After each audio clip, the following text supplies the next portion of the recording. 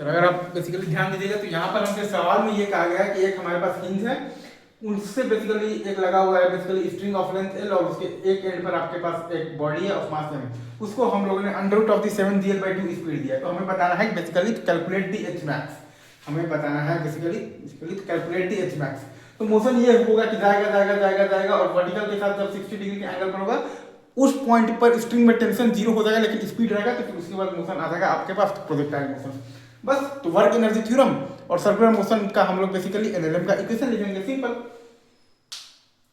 तो t plus mg into cos theta बराबर mv square by L और t बराबर 0 तो v बराबर आ जाएगा under root of the lg into cos theta.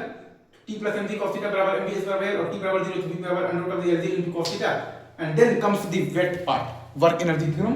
तो minus mgl into 1 plus cos theta बराबर half into m into lg into cos theta minus half into m into 7gl/2। ये है आपके पास work done by the gravity force. Minus mgl into 1 plus cos theta बराबर half into m into lg into cos theta minus half into m into 7gl/2। cos theta बराबर half आ जाएगा और theta बराबर आ जाएगा आपके पास 60 डिग्री और v बराबर under root of the lg into cos theta मतलब कि under root of the lg/2 आ जाएगा। तो h max अगर आपसे कोई बोलेगा तो l plus l cos theta plus और ये है आपके पास बेसिकली क्या दिया हुआ है तो प्रोजेक्टाइल का आपके पास h max है तो v square into sin square theta by 2g।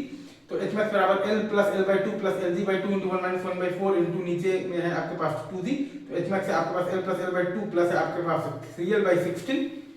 ठीक है सर, अगर आप ये चीज को अच्छे से समझ गया तो h max का वैल्यू आपके पास आ जाएगा 27l/16।